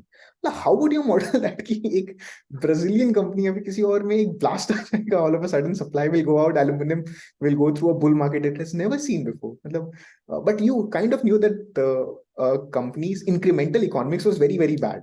But that would be the turning point, although somebody on Value Pickup was very kind to share that. So in September 2020, so if you go to Nalco thread, you will see that. And as a result of which I was able to buy that same day. Then it became very clear. Now it's deep value, but यहाँ पे तो trigger भी आता है. Then it becomes easy. But that is more of a element of luck. जैसे I was talking about feeds company. I feel maybe now there is a trigger जहाँ पे अगर Ecuador पे anti-dumping duty लग गई, then that can be a huge, huge trigger for Indian companies. So sometimes you get lucky, sometimes you don't get lucky, but generally business cycles are harder to predict. Also, another thing which I've seen is there is a mean reversion thing which happens between asset light and asset heavy businesses, and it keeps changing decade to decade. So if you go to US market, 1956 to 1969 was a part when asset light businesses did well. Then 1973 to 1983 was the part where mining and asset heavy businesses did well. And then it again been reverted, then it again been reverted. And this is a decadal phenomena. So even if you look at returns of American companies and returns of European companies over decades, it keeps on switching. So one decade, European companies do well, the other decade, American companies do well.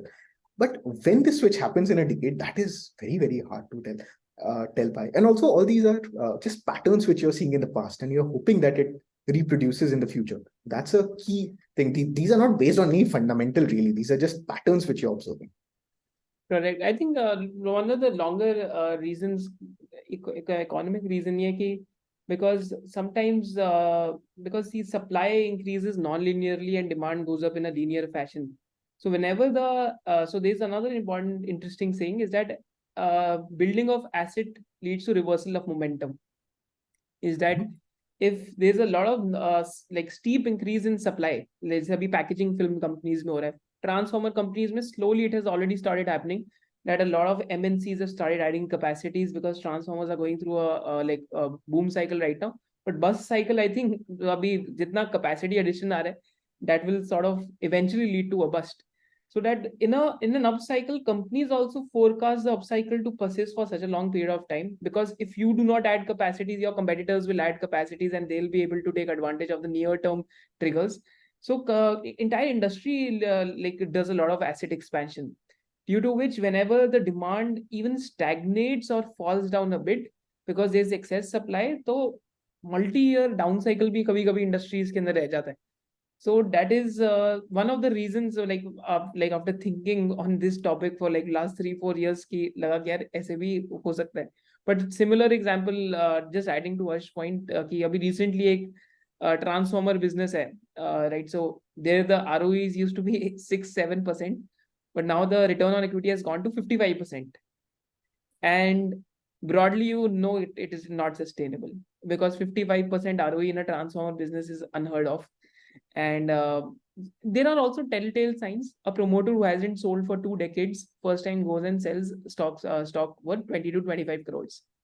So similarly, a mines business mein hua tha, a promoter who didn't sell for 3 decades, he sold nearly 3 to 4% of the company at a 42% EBITDA margin, जो आज तक उस industry में नहीं हुआ. मतलब 20 साल से 16 से 18% का मार्जिन था, बट 42% का EBITDA मार्जिन चला गया. So mean reversion and business momentum, or momentum investing on mean reversion are, I think, two strategies. But if you understand this, how you can use both of them to get an idea where we are in the cycle, it can help you give wonderful exit points, wonderful entry points. Like Harshit was tracking Nalco, and he was able to understand कि हाँ अब यहाँ पे mean reversion का एक chance बन रहा है, because there is nothing to lose on the downside, and there was also a catalyst which ended up playing out. So I think that is the one of my key takeaways from the presentation. It was extremely wonderfully presented as well. So with this, I'll open some of the questions from the audience, and first let's just thank Harsh in the comment section, because these are simple insights, but we don't think about them too much. Great. So Harsh, we'll take some questions from the audience. You have 30-40 minutes extra, right? Sure. Great. So one of the questions, so Shamsher has a simple question. So he has a question that how do you catch the sectors which are in tailwinds or entering tailwinds? If I were to understand in a simple manner, since I'm not a finance guy, you said the generic cycle in USA was coming out of a very bad cycle. How did you get to this conclusion? What was the information that helped you to get to this pointer?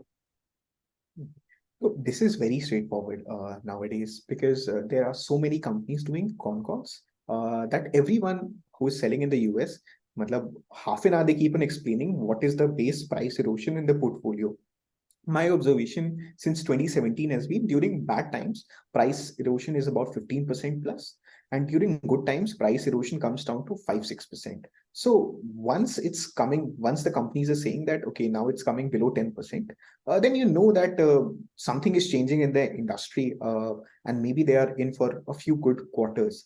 And the second source is, now there are a lot of broker reports where they give IMS price erosion data. So this, anyone who has Bloomberg access can anyway get it. But nowadays you get price erosion data on a portfolio basis for the US generic market.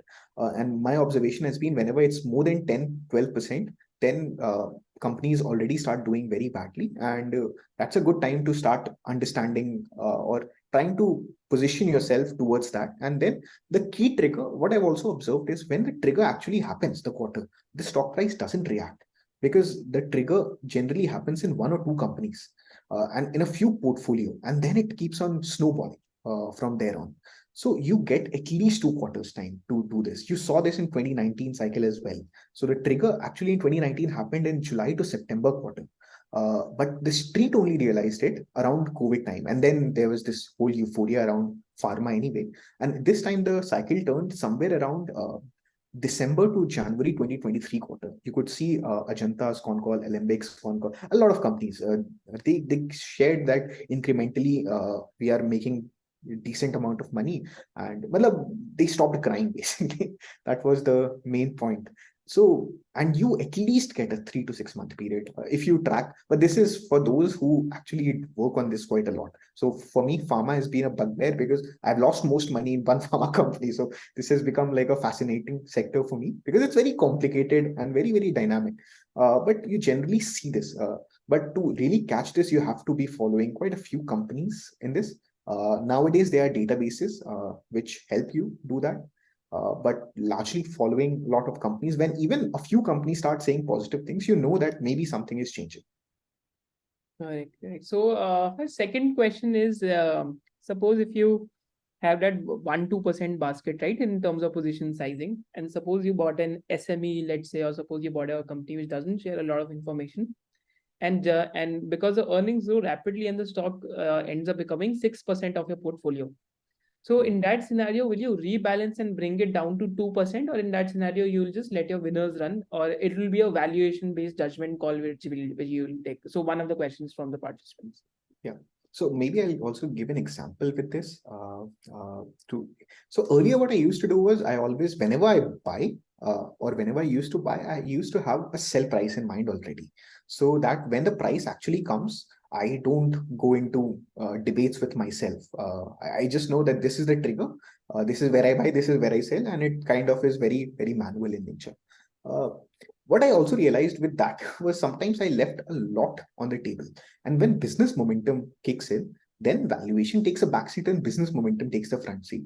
So over time, I've tried. So traditionally, what I used to do was, when I would let's weights vary by 2 to 3%. So if I want it to be 4%, even if it goes to 7%, I would keep it that way.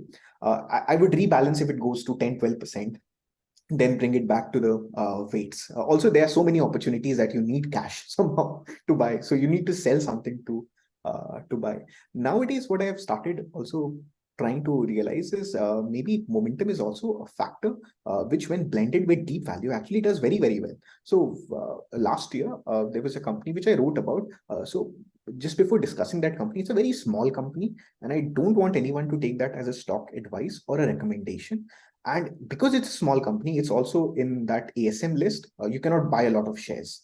And I cannot sell you those shares because it's very illiquid these days. The company is called GK Wires. And so last year, you could see that they were growing their sales at 50 to 60% run rate. The margins were stressed because of the commodity upcycle. You could understand why it was happening, because from 2019, India had this thing for capital goods industry, where India used to subsidize exports in some way. They used to have incentives, and a lot of engineering export companies were doing quite well.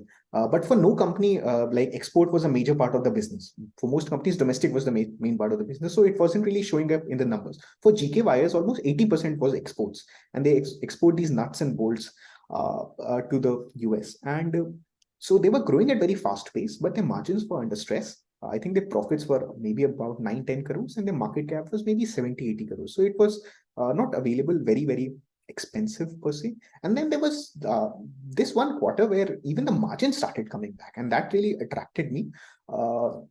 And I bought at maybe 70 crores market cap. So what ended up happening over the next year, so from October or November 2022 to now, is the profits grew about 3x or 4x. I think that 9 crores is now about 30 crores, somewhere around that. And the price to earnings is still 10 times. So the stock is about, I think, maybe 4.5x for me. But the price to earnings multiple is still very low. Like, it's not very high for the kind of growth the company is seeing. So earlier, what I used to do was, ये तो commodity है, if 10 times, if I'm getting an exit, I'll exit it. But here, my initial position size was 1%, and at one point I think it became 7% because it just ended up doing very, very well. So now my thought process has been, as long as the business momentum stays intact, maybe also ride that winner, because I did a lot of work when the price was very, very attractive. And maybe my framework now is also changing a bit, where I also want to, so when there is business momentum going on and there are price corrections in the middle. So for example, I think this year its price corrected about 35% when it came in the ASM list. So I was an actual buyer. I would never do that in the past, but this time I was also a buyer in that. And I increased the position size and everything. So for me, the observation has been business momentum is also a very good factor. And early investors tend to be a bit impatient, especially early investors like me who are very early in the cycle. They cannot ride the full business momentum. And that is something I have started changing. Obviously, within the risk management of your portfolio, you don't want it to be 25, 30, or even 15% of your portfolio. But I do want to ride these winners more. So even if 1% becomes 6%, but the valuation is still very cheap, maybe I'll even consider buying more, because here I have more insights and I am an early participant. So I am tracking the business also a bit more closely than maybe other. But the other thing is also that once the business momentum goes away, then the stock price for these companies can also collapse very quickly. So if I'm not clear of the business momentum, then I'll be a seller. That's for sure. Another question, so I've just combined a couple of questions, is that this is from Anubhav and 3-4 more folks. So I've combined their question into one. So hi Harsh, nice PPT. I'm also from Switzerland. Couple of questions. So his question is that, do you invest in Swiss stock exchange? But I'll just broaden the question a bit. What has been your experience with investing globally? Because I've seen your thread that you also invest in US and like in other countries as well. Is there any typically are there any different valuation matrix that you follow over there? And what is the difference, real difference between practicing deep value investing in India or all throughout the world? Is there any difference that you've encountered? If yes, then basically what are those basically key differences that you've found? The biggest difference, so yes, I do invest globally. The biggest difference I found in India and abroad is Indian markets are more rewarding. People are a bit more relaxed, and if you get your business cycle right, stocks end up doing wonderfully well, whereas that's not the case globally. Is my observation. And globally, stocks tend to be more volatile than in India. You can see a Netflix falling from $600 to $200 in one session. If that was to happen to an Indian company, that will probably be a fraud. That's the only case that will happen to an Indian company. So global markets are much more brutal, is what I've realized, and Indian markets are not that brutal in that sense. Maybe it's also because Indian market right now has more liquidity. Coming back to the question on this valuation based one, so I largely try to replicate this. The only difference globally is I try to go for slightly bigger companies because I do not have a big basket of companies so far. For example, in India, I would be tracking somewhere between 400 to 600 companies. Whereas globally, this would hardly be 50 to 60. So my basket size itself is not big enough. And there is also a limited bandwidth, because in India, you get so much nice research. Like, for example, Ishmohit does so much work with SOIC, where he posts very good content on companies, and you can keep up with that content, but you do not find this globally. So my incrementally, I'm trying to widen my basket, but it's much slower. But I largely try to replicate this process. Indian market has been more rewarding than the Swiss market or the global market. But these things are also, these things can change in very quick period of time. So I remember last year, I think from November 2022 to March 2023, Indian market was doing very badly and my US stock portfolio was up by 40%. So these things can change very, very quickly. Nobody really knows this stuff. But the good thing about global market, which is not available in India, is you get very differentiated business models, which are truly differentiated. For example, recently I've been buying a company, an Israeli company called InMode, who makes these medical consumables, dermatology devices, and they make obscene economics, like 85% gross margins, 50% net profit margins, 40% net profit margins, very high free cash flow, no debt, and growing at 30-40% and available at 8 times earnings. These are the patterns you don't find in India anymore. You used to find them in 2012 to 2014 timeframe, but now you don't find them. So these are the kind of opportunities I want to participate in, because maybe my growth CAGR would not be as high as it would be in India, but you never know these things. Maybe at the end of the day, the pattern is the same. You want high growth, you want for global market, for me, reasonable. I replace the word reasonable with cheap. I want high growth and cheap valuation. It is very straightforward because you can find those kinds of stocks, and then you hope that everything goes well. Great. So I've again combined like 3 or 4 questions into one, so that it saves a lot of time, because asking 4 questions separately is a challenge. So the question is that now, so this question actually comes on the patience aspect of value investing, because sometimes the value gets discovered after 2 to 2.5 years. So someone like clubbing 3-4 questions is that, so there is a point of time is that if you're tracking a value stock and if it enters momentum, right? So it could be an ideal time to buy as well. So because your time period of wait gets over. So this is one aspect to the question. Second aspect to this question is, as a deep value investor, do you think if you can combine technicals in a deep value stock, it can help you to basically increase your sizing at the right points of time? Because sometimes we've seen that the price starts running first, and then we get to know a fundamental catalyst has started playing out, and also vice versa as well. And third question linked to this entire chain of questions is, do you think that using technical analysis for exits can help you to write out a complete basically cycle? So like I've just connected 3 questions into one which have been asked by folks, right? Yeah, I think this is a very logical thing to ask. And this is also what I talked a little bit about in my presentation, that if you look at breakouts in deep value, for me, that is the part of the portfolio which is done exceedingly well, where my deep value start getting appreciated by the markets. In the past, I didn't used to increase my position size at that point of time. I used to let it ride for me.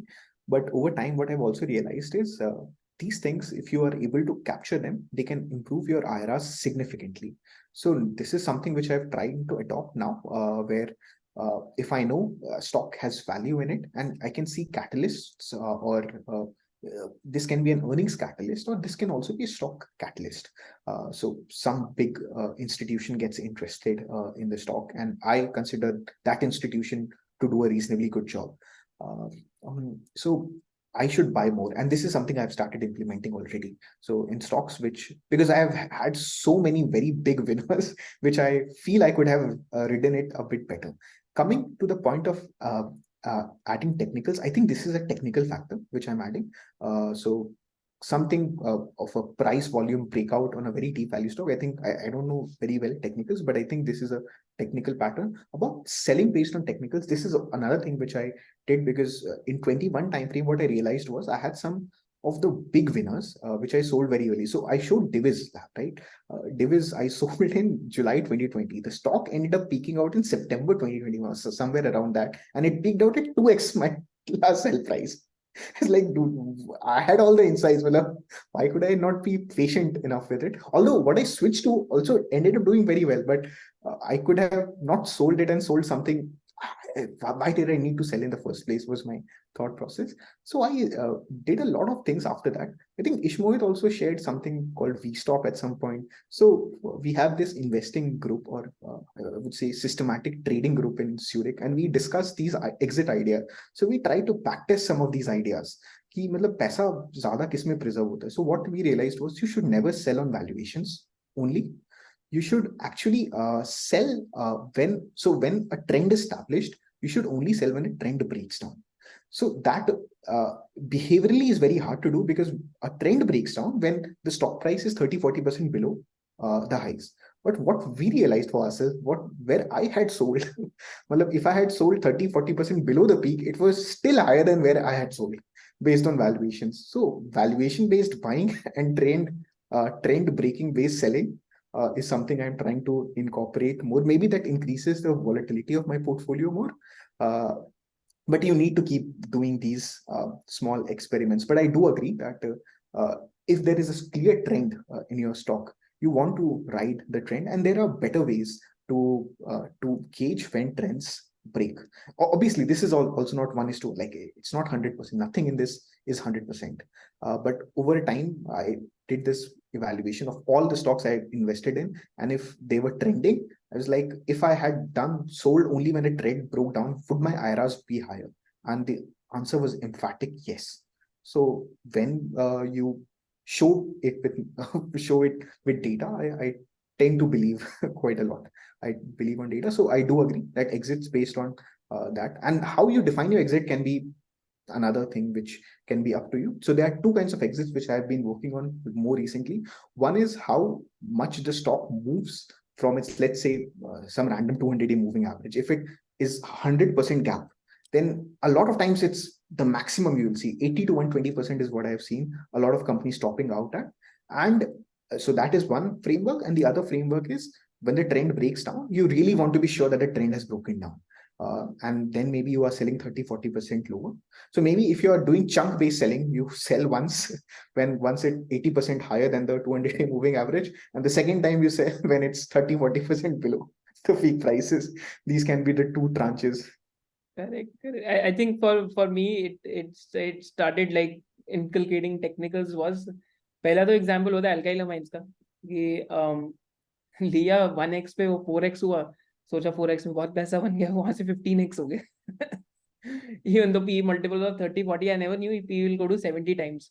So I think the interesting thing is कि actually reversion to mean and business momentum or momentum investing in someone can connect both the end of the puzzles. कि आप stock ढूंढ रहे reversion to mean वाले, but जब momentum में जा रहे हैं तो आप बेच नहीं रहे, तो बिकॉज momentum में you sell. So some of the folks just practice momentum investing. So one friend of mine, he actually was buying Tata Lexi at 1500 to 2000, and a deep value investor friend of mine bought at 700. He was selling at 13-1400. It was very interesting to see the dichotomy, because वो उनके साथ एक WhatsApp group बना हुआ है, तो एक कह रहा है मैं तो बेच रहा हूँ, कह रहा है मैं तो खरीद रहा हूँ, इसमें तो क्लियर ट्रेंड आ रहा है इस टाइम पे, and he sold at 8500 something. So he actually made more money than the guy who actually gave him the idea. So he's very clever, the guy who does momentum investing. वो deep value को कहते हैं यार अपने सारे idea बता देते हैं, सब पोर्टफोलियो डाल देते हैं उसमें अपना, and he is actually practicing momentum investing and on what he's basically selling. So it has happened multiple times that he has sold and he has bought, and he has made actually more money versus the guy who was practicing deep value investing. So वो देख के काफी interesting लगता है examples में. But yes, also, academically, it has been shown there are two anomalies in the market. One is mean reversion, one is momentum. And these are the only two anomalies which have been tested for, I think, 150 years of data from Pharma French is the longest database. So these are two factors which are prevalent across time, momentum and mean reversion. What you don't want to do is you don't want to buy in momentum and then sell to a value guy. You want to buy as a value guy, sell as a momentum. Don't do the reverse. Then it will be a very bad journey. Correct. I think that is wonderfully put as well कि like अगर आप दोनों चीजें practice करें, it's just a way of looking at the world. It's a different lens, and inculcating technicals can help in both the things, but having a sound grounding in fundamentals is something that is like really important. I think as a value investor who migrates towards these things, तो उनके लिए काफी सही हो जाता है. Like some of the investors I've interacted with. Yeah, so Harsh, we'll just take the last question, because this question has been repeated a lot of times, but you've already I think covered this in the presentation itself. So I think this is just a repeat question, so we'll take this as the last one. Is that how so if someone has asked you how many stocks do you have in the portfolio, someone has asked you how important is position sizing, and someone has asked you what was your worst investment. So I think all three questions boil down to how important is position sizing, because at the end you're trying to create a casino, right? You're trying to be the house. Is that expected value of the portfolio should be positive, irrespective of 3 or 4 bets if you end up losing them, but expected value positive hone chahiye. So if you can just elaborate on that. I was thinking of this idea while making this presentation yesterday, that I want to be a casino. I want to be a casino operator and not a gambler. Because in the end, casino makes money. And the reason behind why casino makes money is because they have a strategy which is a slightly higher hit ratio than its misses. So in the end, an expected value of a portfolio is the number of times you win and how much you win from them, and the number of minus the number of times you lose and how much you lose from them. That is the expected value of a portfolio. So what you can try to optimize is either you want to minimize your losses, you want to optimize your gains. But if this value is less than 1, or if this value is, let's say, is negative, then there is no way you're going to make money sustainably.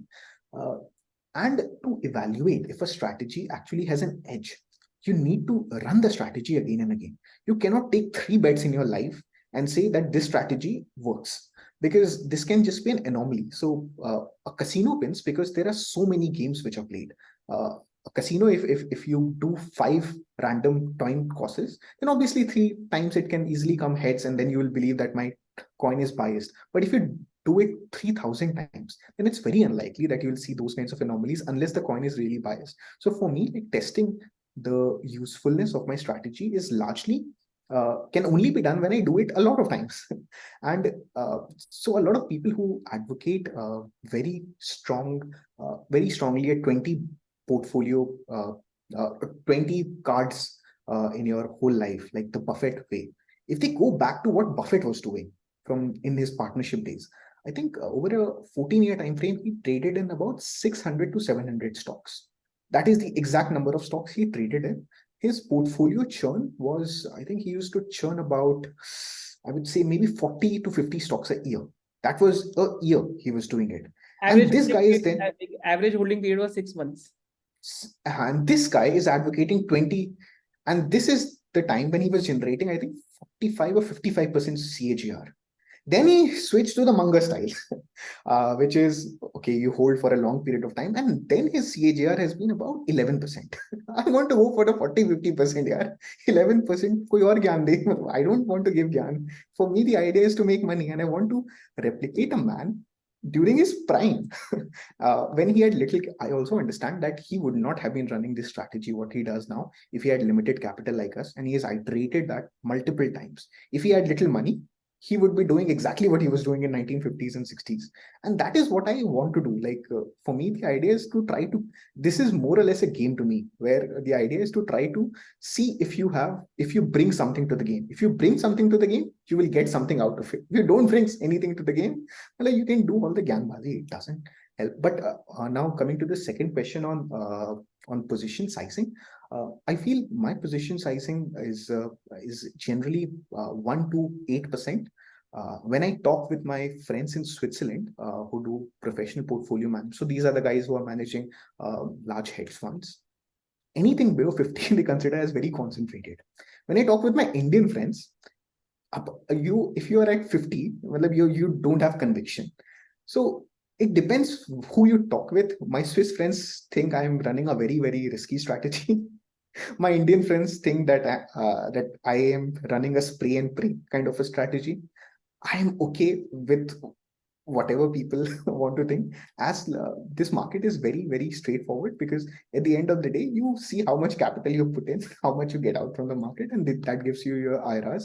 And as long as that is the number you want to optimize, not anything else. Everything else is trying to optimize that number. And yeah, I feel Indian investors like to be more concentrated, whereas if you come to the West, 50 stock portfolio is considered very concentrated. मतलब 5 stock वालों को तो निकाल देंगे office. They'll be like, कौन हो आप? So it is, and also the key man, Buffett, who a lot of us admire. If you go back to his partnership days, what he was doing, generating those 50% CAGRs, this is not what he was doing. And once he stopped doing that, he stopped creating those returns. So follow the money and not follow what the man says. Correct. I think this is also very important कि हर कोई ना मतलब whenever we like post something ki that valuations are high, so someone comes and post below it ki Charlie Munger said ki even if you buy a 20% ROC business at some high price and if you hold it for 20 years you'll get a wonderful outcome. So my only reply to them, मेरे को दिखाओ तो सही वो 100 PE का business खरीद कब रहे हैं. That's my reply to them. You can take any tweet quote out of the context, but what are their actions? They're buying Apple at 10p and making it a 40-45% allocation, right? They're not Yeah, and buying what 100p. and what they have not what they have advocated is holding at high valuation. They have never advocated buying at high valuation. And I would argue that अगर वो ये नहीं करते तो उनका return better होता. मतलब if you look at each decade, उनका top stock कौन सा था? And what happened to that stock for the next 2 decades? It ended up underperforming massively because it was available at a very high multiple. And I think Buffett himself has said that he should have sold Coke in 1919. I'm very sure if he's still around, I hope he's around in 10 years, he'll have similar feedback for companies which are trading at the higher end of his valuation band right now. But holding and buying are two very different decisions. So अगर उनका भी strategy follow करना है तो buy Apple at 10 times ना, मतलब don't buy at 35 times. Correct. So, folks, I'm just sharing Harsh's value picker thread, and I'm also sharing his Twitter ID in the like comment section as well. He's also mentioned it in the presentation as well. So go please check his Twitter ID as well, because he keeps posting a lot of insightful data on commodities, on export-import trends, and a lot of other businesses. So to understand more about how value investing is done, you can purely go through the thread, and it will take like 2 or 3 hours maximum. And it's a wonderful like thread just built on case studies. That is what I appreciate the most about his like his writing की मतलब कई लोग philosophy और ज्ञान वाले ज्यादा होते हैं, कई लोग case study वाले ज्यादा होते हैं, उसमें ज्यादा मजा आता है case study में. Great. So just drop a thank you to Harsh in the comments, and thank you so much Harsh for for basically willing to do this, because I agree कि present करना is something different, and hopefully like a lot of us learned a lot in the comments. Great. So Also, it was fun for me to present, and also what you guys are doing makes a lot of sense. And I just hope that people over a period of time understand the power of equity markets. We can have good times, we can have bad times, but to beat inflation over a very long period of time, you have to invest in businesses. You can run your own business, or you can invest in businesses which others are running for you. But this high IRR, low IRR chalta hai, but to beat inflation, you really need to invest in growing businesses. That is, for me, like the key mantra. And you can have bad patches in the market, you can have good patches in the market. All that is part of the game. But having faith is, in the end, the key. Great. Thank you so much, Harsh. So thank you, folks. Thank you to dear tribe members for attending. Thank you, Harsh, once again. See you. We'll talk to you soon as well. Thank you, everyone. Thank you. Jai Hind, folks.